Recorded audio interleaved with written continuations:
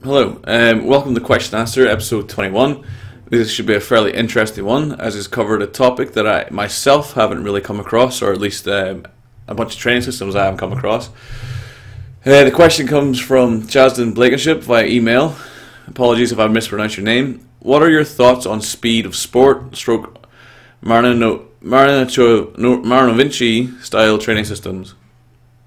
What I'll do is, it's kind of hard to put across without going into further detail, which we will do in this video, of what this style of training actually is.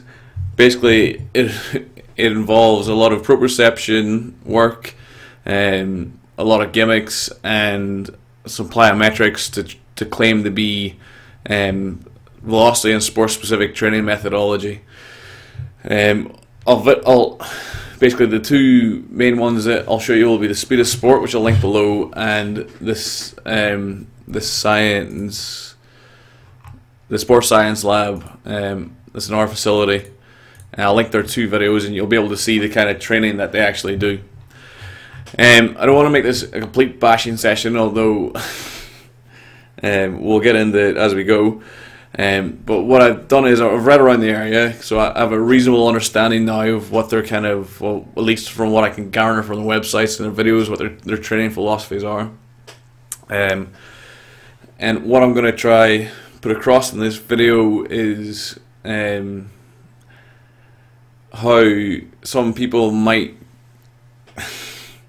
be sparing with the truth, might try make novelty where novelty doesn't really exist, to try to stick out in the market, and then just to market it really so they stick out.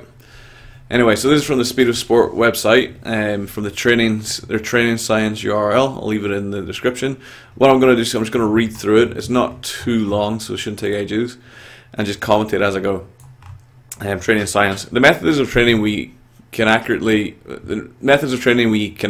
be described as nervous system. Start again from the top. The methods of training we use can accurately be described as nervous system training. It is well known the Russian scientists have been on the forefront of nervous system training for years. The amount of time and research they have invested into sports performance training, more specifically the physiological and neural side of training, has helped them dominate many sports at the highest levels. Right. Firstly, nervous system training is all training. You can't learn a skill. You can't you can't lift a weight. You can't learn to speak. You can't throw a ball. You can't run. You can't swim. You can't move without using nervous system training. Any kind of physical exertion or any kind of physical training is, by that definition, nervous system training. So all training is nervous system training. From learning how to play a bike to squatting 500 pounds, it's all nervous system training. So that's a nonsensical definition for the off. It is well known that Russian scientists have been on the forefront of nervous system training for years. No, they're not. Western scientists are now on the cutting edge of nervous system science. Not necessarily training, but nervous system training science is a non sequitur. It doesn't exist. You just made that term up. The amount of time and research they have invested in the sports performance training, more specifically, blah blah blah blah blah. Russia hasn't been a force within most sports since the Soviet Union collapsed. It's really since the 80s that they were actually a big sporting success. Currently, you're looking at the United States and China in the Olympic sports anyway as the two kind of most dominating factors. So, yeah, 80s were 35 years ago. Much of the training we utilize here at Speed of Sport is based heavily on the research of Dr. Yuri Verkhoshansky and other great sports science trainers of the Eastern Bloc. These trainers help to pave the way for conditioning athletes. However, as science continues to progress, so do training methods. Using what we have learned from these great scientists and knowing that the nervous system is a critical factor And knowing that this nervous system is the critical factor when comes to producing the greatest amount of force, we have developed new ways of training that produce incredible gains in speed, agility, and strength. As Carl Sagan would say, incredible claims require incredible evidence, of which you haven't provided any yet. Hopefully you will as we go on.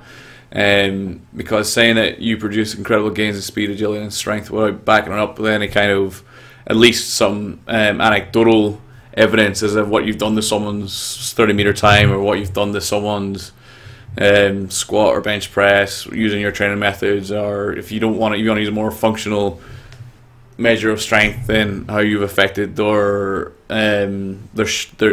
medicine ball throw, or whatever you want to, whatever measures you want to use, at least on an anecdotal sense, to at least put across some of the quote-unquote incredible gains that you've managed to create, would be a good start on the off if you're going to make that sort of claim. Anyway, I digress. Nervous system training encompasses a broad spectrum of areas often overlooked by most strength and conditioning coaches and personal trainers, such as involuntary response. Can that be trained? Proprioception, not negated, especially not in strength and conditioning coaches who work with any kind of field-based sports, any kind of direction-based sport, football, netball, any kind of sport that involves rapid change of direction. All will include some kind of proprioception, whether in a prehab or rehab program, or just like the general phase. Almost all of those sports do some kind of proprioception. If you're in a professional sports setting, then the physiotherapist, at the very least, will be doing proprioception training with the players. So already making claims are complete bollocks. Rate of force development, every single strength and conditioning coach, the main thing that if they work in a team sport, or sprinting sport, or jumping sport, their primary goal is to increase rate of force development. That is their number one goal, at least if they have any sense. So again, completely unfounded. Balance, not necessarily needed to be trained. Coordination, that's a skill specific.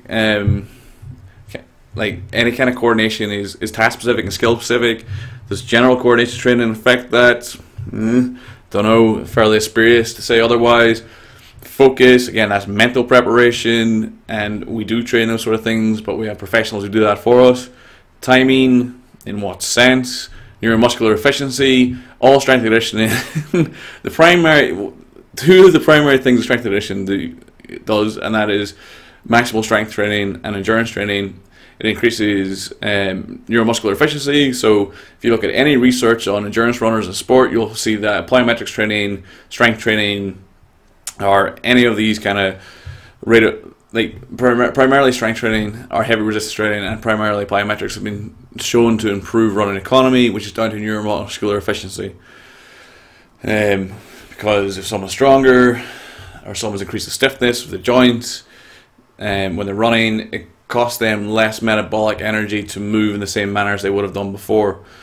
Rate of force development, like I stated before, is probably our primary concern. Biomechanics, sorry, excuse me as a question, but are you going to train biomechanics? That is a nonsensical claim. Kinesthetic awareness, again, in what task, in what context? You can't just put names out. This is just putting shit out, saying like sports sciencey terms and just saying it. You're not providing any context. You're not providing, like you haven't put a header on rate of force development showing how you train rate of force development, how the training methodologies that you undertake improve rate of force development. That would be what you would do rather than listing it off and saying that most strength and conditioning coaches and personal trainers overlook these things. Couldn't be any further away from the truth with strength and conditioning coaches. Balance exercises have been scientifically proven to reduce injuries in athletes. Yes, they have, and that's why all field-based sports, such as soccer, especially non-contact field-based sports like soccer, netball, basketball, all of them, almost every single AFL, almost every single professional strength and conditioning program that involves some kind of art, involves an athletic trainer, involves a team of like physiotherapists, strength and conditioning coaches, athletic trainers, rehab specialists, whatever. They will have proprioception or balance-based training within their program. I can guarantee that. The FIFA 11, the ACL preventative protocols brought out by FIFA, the international soccer or football, if you're not from the United States, their international governing body produced a program specifically designed to reduce ACL occurrence in that non-contact sport, which heavily relies upon balance training. You can't just say this shit. Oh God, piss me off. Balance exercise would be scientifically proven to reduce injuries in athletes as well as improve performance. Which performance specifically? Balance performance in that task? No shit. Yet they are completely negated in most high school, college, and professional strength conditioning programs. I can tell you for a fact now, professional strength conditioning programs do not neglect it. Collegiate, I would severely doubt. Well, at least from a UK perspective, our collegiate university programs definitely incorporate balance training, and high school, maybe not. But then the standards within the UK, certainly for a high school physical preparation program, are fairly low. But I'd be willing to bet that quite a few, certainly as the professionalism of the discipline has increased in the UK, certainly you probably find that within a lot of high schools there are professional strength conditioning people maybe working as PE teachers who incorporate these things in their physical preparation program. But I can say for an absolute categorical fact, professional strength conditioning programs will incorporate balance training somewhere in their physical preparation program. Now, whether that's handled by the medical department, the physiotherapist, or that's handled by the physical preparations department, either the athletic trainers or the strength conditioning professionals or the conditioner or the fitness coaches or whatever the fuck you want to call them, they will have balance training somewhere in their program for a categorical fact. And if they don't, then I would question the professionalism of the program. I quote, rate of force development rather than absolute force itself is the critical factor in successful athletic performance. Vladimir Zadarsky. Vladimir Zadarsky is probably the most probably the number one influencing factor before Mike Stone for traditional weight training or maximal strength training within a sports setting. So I don't even know if the guys even read the Science of Practice of Strength Training. But what you're looking at here is you're looking at when he talks about absolute strength, relative strength, like the different kinds of strength. And then he talks about, in the first version, which is the better version of the two, he talks about the explosive strength deficit. So we'll talk about, for an example, two shot putters throwing a 10 kilo shot put. One shot putter has a 100 kilo bench press, the other person has a 200 kilo bench press, and the bench press is a fairly direct transfer into a shot putting task. So someone with a 100 kilo bench press, that 10 kilo weight is a 10%, this is extrapolated wildly, but that's 10% of their maximum strength, so they can only project that so far. However, the person with the 200 kilo bench press, that is 5% of their ability to push horizontally with their arm now.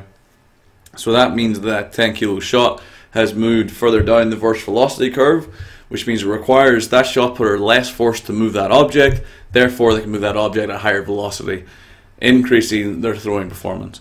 The person with a 200 kilo bench press, for them to go from 200 kilos to 250 kilos is going to require a lot more effort than it is for the person with the 100 kilo bench press to go to 170 kilos. The person who goes from the 100 to 170 kilo bench press is going to realize an immediate and indirect improvement in their sports performance. By doing that general strength training, they will get an immediate benefit from that. However, for the 200 kilo bench pressers, go from 200 to 250, the amount of benefit they're going to get from that, for number one, is going to be lesser, and the amount of time and energy it takes to train from that level of strength to a higher level of strength is much greater. That's what we determine diminishing returns. When you're in the position where you're the 200 kilo bench presser, or you're strong enough for your sport, that's when you start moving into more of a sport specific or a special exercise kind of routine. What you're doing is, with this kind of training, is you don't do any of the general physical conditioning, you go straight to special exercise training, and you just completely screw the pooch. Right. Despite popular belief, conventional weightlifting, which focuses primarily on muscle hypertrophy, couldn't be any further from the truth. Weightlifting is not a hypertrophy-based sport. Weightlifting is a maximal strength sport. Hypertrophy is just what the training does. There is no focus on hypertrophy. Same in powerlifting. Hypertrophy is not a focus of the training. Maximal strength is the focus of the training. Anyway, that's just a little annoyance on my part. It's not an adequate means of developing better athletes. Now, there's again ambiguity. Conventional weightlifting, which we've already stated, does not focus primarily on muscle hypertrophy. That's what bodybuilding does. It's not an adequate means of developing better athletes. It is one of the many tools that you use to develop a better athlete. I wouldn't say I will never do plyometrics training in my program because blah blah blah blah blah blah blah blah blah. People don't like lifting heavy things because it's hard and it hurts. But as I'm going to demonstrate further down the line, it's probably one of the soundest scientific rationale training methodologies that we use within strength conditioning for any kind of power, speed, or jumping related benefit. To not train strength with resistance, with free weights, is to remove one of the most powerful tools you have in your conditioning arsenal. It's not a great idea. Where are we going? In fact, science has proven many times that the use of heavy training loads and slow resistance movements diminishes the speed strength qualities of athletes, as well inhibits the ability to perform complex motor tests, usually during the most technical phases of sports movements. No, absolutely not. Heavy resistance training increases the ability of someone to project themselves. Heavy resistance training increases your ability to jump higher, to run faster. Heavy things move slow because they're heavy. You're still trying to move them fast, and that's the intention of the movement. Now, whether you're going to be lifting heavy weights within your competitive phase, or if you're, for example, if you're a swimmer and you're within the final of, you're in a 4-year Olympic cycle and you're 2 weeks out from the Olympics, are you going to be lifting heavy weights? Fucking hell no. Will you have lifted weights sometime within those 4 years? You better believe it. You're creating dichotomy where dichotomy does not exist, and you're misconstruing things that come from Bondarchuk or Vershonsky for the use of special exercise within a sporting context, without providing a rationale, a context. You're just throwing it out there as a rationale for your gimmicky training practices. In simpler terms, the heavier the weight and the slower the movement, the slower and less efficient the muscular contraction of movement becomes. Nonsense. Absolute nonsense. This inhibits the ability to maximize the speed and power of the contraction of the antagonist muscle performing the movement in relation to the antagonist. One of the primary neuromuscular adaptations of resistance training is the ability of the antagonist muscle to switch off to allow the agonist muscle to work. This is one of the factors that one of the coordination factors that actually are beneficial for moving fast or jumping fast. Because what you train is, although it's not direct correlation, but for example, in a squat movement, when the quadricep is acting at the maximum concentric, the hamstrings, the antagonist muscle, will switch off. It'll be quieter. If you put an EMG on it, you'll get a lesser signal on it. This kind of action, it helps when performing attacks like a jump. In a jump, when you went down and you're starting to use the quadriceps to force your knees in the ground, put force into the ground, your hamstrings will switch off. They'll be quiet a little bit more and allow you to actually produce more force and get more height from the floor. It's one of the fringe benefits of strength training. Is not just the force capabilities or the force production capabilities that strength training allows. It's also the neuromuscular coordination involved in that, and of which I've just said is one of the main ones. And anyway, we'll move on. Lifting with heavy load trains the bodies to move in a way that is nearly equivalent to driving with one foot on the gas and the other foot on the brakes simultaneously. Complete and utter bollocks. It does. That's a nonsensical metaphor. I'm not going to bother talking about it. It's just silly. So why do so many people lift heavy, thinking it will make them better athletes? Why has it become a staple training method for high schools and colleges across the US? Because it's effective and is scientifically proven. Generic programs are cost effective. No. The basic lifts are universal, non-individual, and non-specific, meaning they do not cater to the athlete, their sport, and many times not even their position. Okay, so first, generic programs are not cost-effective. It costs an absolute metric shit ton to build a performance facility with racks, weights, bars, kettlebells, dumbbells, it costs a lot. Whereas to provide a bunch of Swiss balls and some hurdles to jump over costs virtually nothing. So it's actually more expensive to provide a heavy weight training facility than it is to provide a non-heavy weight training facility, because that's the expensive part of the weight training facility, or most athletic centers as far as kit goes, is the actual weight training equipment. Schools need a cheap and non-personal standardized means of training that can show a numerical measurement improvement rather than an actual improvement in terms of athleticism. Now, you might have a slight point here.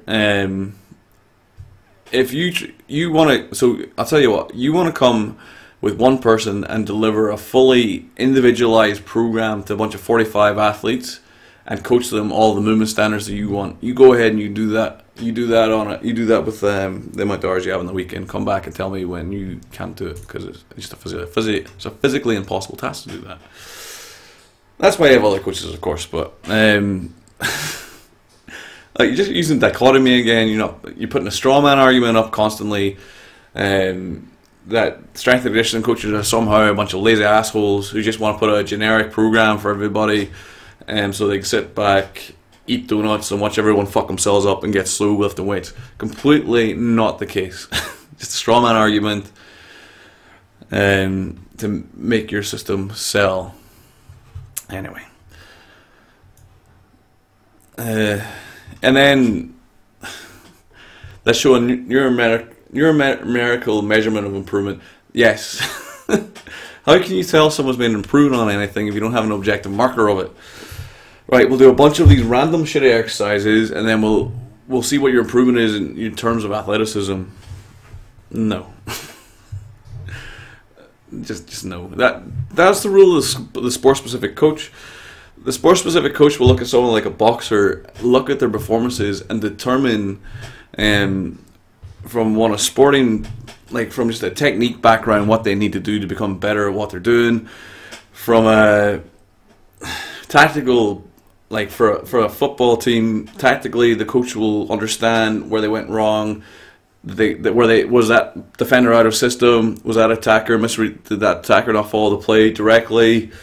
Physically, where they think they're falling short. Jimmy keeps slipping up like Jimmy can't make his third up tackle because he's not fit enough. As a fitness coach, we then go from there and see what we can do with our arsenal to make that person better. I mean, this is just bullshit. Plyometrics are exercises that focus on activation of the stretch shortening cycle as explained below. Yep, correct. Plyometrics have been proven to give athletes the greatest gains in terms of rate of force development. No. But they do help in rate of force development, especially in jumping tasks. Read the study to see how plyometrics dominate other exercises. Right, where's that study? The American Journal of Sports Medicine, plyometric training in female athletes. Blah, blah, blah, blah. These parameters. I'm trying to get the actual methods here and the amount of people used.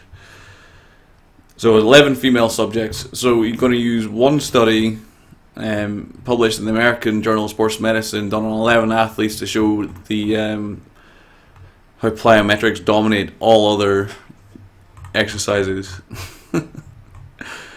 Yeah, not really great, is it? Look, I probably should have read this study before I've actually did this. I'll read the abstract and then we can infer from there.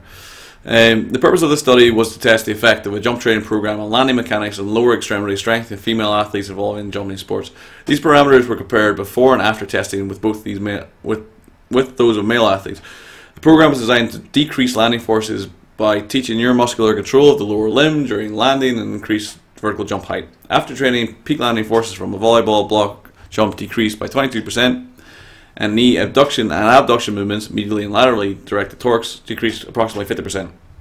Multiple regression analysis revealed that these moments were significantly predictors of peak landing forces. Female athletes demonstrated lower landing forces than male athletes and lower abduction and abduction movements after training. External knee extensor movements, hamstring muscle dominant, of male athletes were threefold higher than those female athletes. Hamstring, the quadricep muscle peak torque ratios increased by 26% on the non-dominant side and 30% on the dominant side, correcting side-to-side imbalances, hamstring power, yada yada yada. Vertical jump height increased approximately 10%. The training may have a significant effect on knee stabilization and prevention of serious knee injuries. So basically, it just looked at 11 female athletes who did a jump training program and the effect on jumping. So during the jump training, they're fuck's sake. They managed to soften their land by 22%. They had better knee control when they landed. Fucking brilliant. Yeah, nothing wrong with that. So by performing jump training block, they got better at jumping. Fucking mind is blown. Stretch shortening cycle. The stretch reflex is utilized frequently during sport because most movements involve these two phases of muscular contraction. The eccentric phase, which is the muscle lengthening under tension, is followed by a concentric phase, which is the muscle shortening. Yes, 100% correct, no fucking shit. Attaining a pre-stretch of the muscle causes it to be lengthened eccentrically, so tension is developed in the muscle similar to a rubber band. No, it's developed in the muscle, the tendon, the ligament, which don't really act like rubber bands because they're meant to be stiff. Then more like a spring coil, or yeah, like a steel spring. Anyway, this stored energy created by the tension can be used to help increase the strength of the following concentric contraction. This concentric contraction most immediately followed by stress of or tension created will dissipate as heat. An example is a quick counter movement jump before jumping, which allows quadriceps to be stretched eccentrically so that the following concentric contraction can be stronger. The amount of tension created by the speed. Yes, absolutely correct. Textbook definition. Exploding the elasticity of the muscle and the stretch reflex is referred to as using stretch shortening cycle. Yep. It has been shown that the faster the muscle is stretched eccentrically, the greater the force will be on following concentric contraction. Is one of the most powerful tools for athletic development. Yes, one caveat though. You have to be strong enough to control those contractions. If you're not strong enough, you can't control those contractions. So if you don't at least do a lot of stiffness training, then you're not going to be able to control the contraction. You're going to have a larger amortization phase, which means you have to control it. So let's take, for example, if you're not very strong, you don't do a lot of jump training, and you step off 1 meter depth jump, you're going to have to bend your knees a lot and slow yourself down a lot to control your descent before you can actually jump up. So if you want to do like depth jumps at that height, you have to be monstrously strong or monstrously stiff through the ankles and knees. At least you have to be incredibly strong through those ranges, those short ranges of motion, for which you're going to have to do some heavy weights training at some stage, where it's quarter squats or whatever, it has to be done. Here are some of the basic facts about the nervous system that may help you to get a better idea of why we advocate this type of training. Sensory nerves receive information to process stimuli, equilibrium balance, hot, cold, heavy, and light. This information is then sent to the spinal cord, and then the brain is processed. Instructions are then transmitted to the motor nerves on how to react to stimuli. This happens very quickly, but can be trained to become faster. No, just no. You can't train a fucking neuron to act faster. It goes through a medium at that speed. That's what it does. You can train other things, like for example, one of the examples you can use is someone's ability within a sport. So let's take an example. I can't remember the guy's name, but he wrote the book called Bounce. He was a very high level table tennis player, and he was renowned for being very quick, and he'd play really close to the table, and he'd have really quick reactions. And everyone thought he had really quick reflexes, or certainly that was the idea. So it was the early 90s, sports science was only coming to the fore, and they brought in one of those kind of reaction lights. So I don't know if you've seen them before, but basically there's a wall of lights, and say there's 12 lights, 4 at the top, 4 in the middle, 4 at the bottom, that randomly light up. When they light up, you touch them to turn them off, and that's your reflex speed. He was one of the slowest guys on the team. Within the English table tennis team, he had one of the worst results. They retested him 3 or 4 times, and the coaches said, well, this is obviously bullshit, because this guy's quick, or we can tell from his sport this guy has ridiculously quick reflexes, so this has got to be bullshit. So they poo-pooed it, and on they went. Well, basically, what we later discovered is that everything is contextually specific. So this guy uses the analogy of he went and tried to serve against Roger Federer, and Roger Federer like aced him every time on a tennis. So you'd think it's a racket, mine's a big racket, but it's a racket and the ball, very much the same. Mind you, the dimensions are different, the speeds are different, whatever. But table tennis is one of the fastest sports on the planet, if not the fastest sport on the planet as far as reflexes go. And he could never, he's getting aced every time. He couldn't actually return the guy's serve. What we later discovered was that it's all contextual specific. So within a tennis setting, if I train tennis, I will know from that, let's say it's 20 yards away, when I look at that guy 20 yards away and how he shapes up his body, how his shoulder shapes, how he jumps, how he loads, I can tell from that sensory information what the timing of his serve is going to be and where that serve is going to send that ball, so I can react to it, because I've got pre-trained, I've got pre-information, or I've got pre-knowledge of that sporting act. That's all sport-specific training. It's all contextually specific. So, for example, two similar sports, someone in American football, or two similar invasion-based sports, someone who plays American football and someone plays rugby union, although they involve a ball and running with that ball and trying to avoid contact, they're completely different in how they shape. The timing of the tackle is going to be different. The timing of beating the person, the game's going to move a lot differently. An American footballer put into an elite rugby union setting will be shit. An elite rugby union player put into an elite American football player setting will be shit, because they don't have the contextual information of those two sports. Only from spending time within that sport at that level where the game moves at that speed will that person actually become an expert in that sport and actually look like they're quick or actually know what they're doing. So it's all contextually. It's all contextual. So basically what that guy just says, absolute bullshit. By focusing on increasing sensory stimulation as well as sensory motor nerve communication, we can increase the frequency and speed of their communication signals so that the reaction can actually be processed within the spinal cord, bypassing the brain. Fucking nonsense. This type of proprioceptional process keeps the body in a standby mode, ready to react quicker and produce greater amounts of force. Again, complete nonsense. X, if you were walking on ice and your foot slipped, surely you felt your reflexes engage. Without even thinking, your hands, arms would most likely maneuver to maintain balance.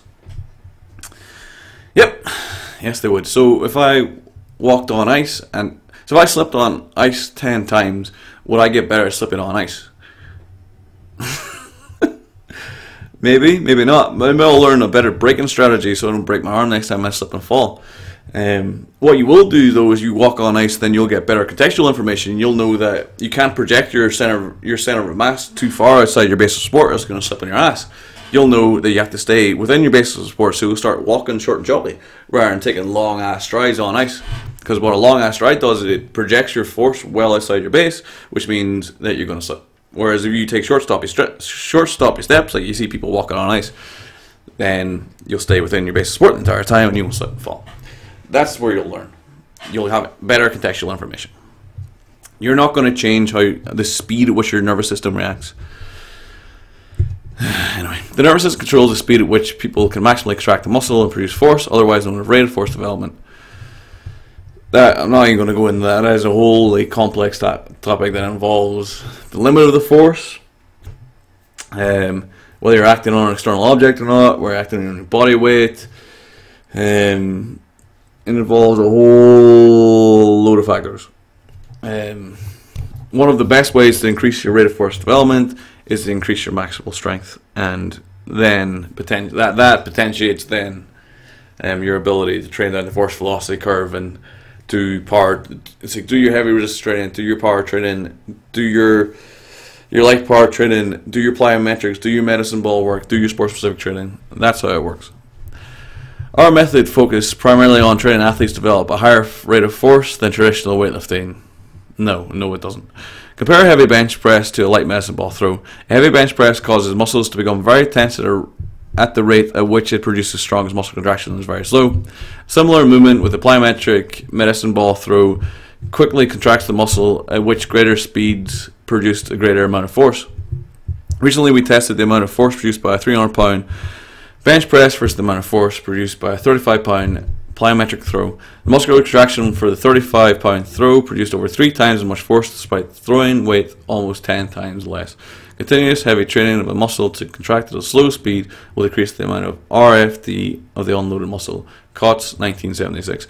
I can show you God knows how many studies that will show you that an increase in upper body strength increases throwing velocity of an object. That's probably one of the best demonstrated factors in strength and conditioning or sports science literature when it comes to actual performance training. You take a dude with a 400-pound bench press, a dude with a 300-pound bench press, a dude with a 200-pound bench press, a dude with a 100-pound bench press, and get them to do that very same 35-pound plyometric throw. The distance at which they manage that throwing, if they all have the same training history as regards to actual throwing and medicine balls, the guy with the 400-pound bench press will throw the furthest, then 300-pound, then 200-pound, then 100-pound. That is if they either have the same amount of history. So if they're all, let's say they're all handball throwers, or let's say they're all shot putters. If they're all shot putters, then probably within that order, that's the rate. That's the person with the biggest bench press is probably going to have the biggest throw. I'd bet a substantial amount of money on that. As you will probably say, some space within your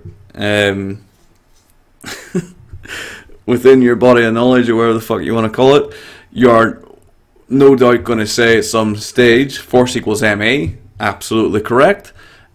Acceleration is the multiplier, so acceleration is probably the biggest determining factor when it comes to force. That is why someone throwing an object is going to produce greater force, because you're going to throw an object at, say, 10 meters a second or 8 meters a second. Whereas a bench press, if it's heavy, which I'm assuming this is, going to travel at 0.4, 0.5 meters a second. So although the mass is greater, it is traveling at much lesser velocity, and therefore the force output is much less. Anyway, the nervous system controls proprioception, of course. Proprioception refers to the body's ability to sense movement within joints and joint position. Proprioception enables us to know where our limbs are in space. Yes, it is important in everyday movements, but especially so in complex sporting movements which require precision. This too can be trained and advanced to a higher level by stimulating and increasing the speed and frequency of the signals relayed between sensory and motor nerves. We can train athletes to improve in these areas. Yeah, but the sports-specific coach can do a much better job than you. We can help you become a better athlete. I doubt it. You can become more coordinated and stronger, more powerful and explosive, develop a quicker first step, become more flexible, improve your posture, improve your throwing velocity, and develop an overall balanced body. We have the tools and strength training equipment to do so. And bloody fucking marvelous. Yeah, like I said, or we'll say now, they actually have some fairly decent drills within all of this crap, and put into a better context, or a better, like a more rounded strength and conditioning system or physical preparation program could probably add some value. I can't believe I just used that phrase. I hate that phrase. But yeah, it's just fucking nonsense, absolute nonsense. So yeah, that concludes this question and answer series. Hope you've learned something, and if you haven't learned something, at least got a laugh. And if you haven't got a laugh, then it really pissed you off, then hit me up below. Light me up, boy. Like, dislike, comment, just interact, all good. Hit the subscribe button yonder. Until next time, this is Mark, castironstrength.com, and also PB Machine, saying goodbye. Goodbye.